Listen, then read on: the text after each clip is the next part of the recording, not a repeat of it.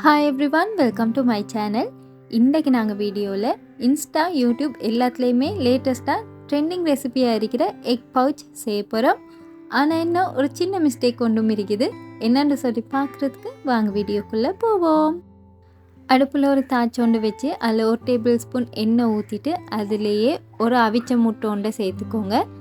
மேலால் இன்னும் 2 முட்டையை எடுத்து கொஞ்சமாக உப்பு சேர்த்து நல்லாவே பீட் பண்ணினதுக்கு பிறகு இதிலேயே ஊற்றிக்கோங்க.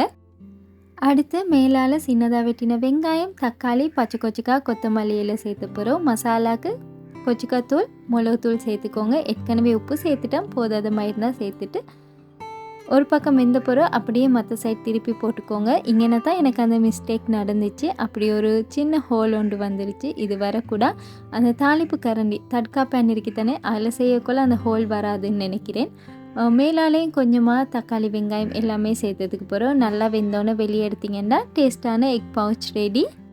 பவுச் தான் கொஞ்சம் டேமேஜ் ஆகிடுச்சு, ஆனால் டேஸ்ட்டுக்கு எந்த ஒரு குறவுமே இல்லை. நீங்களும் செஞ்சு பாருங்கள். இந்த வீடியோஸ் உங்களுக்கு பிடிச்சிருந்தா மியாஸ் கிச்சனை சப்ஸ்கிரைப் பண்ணி சப்போர்ட் பண்ணுங்கள். தேங்க்ஸ் ஃபார் வாட்சிங்.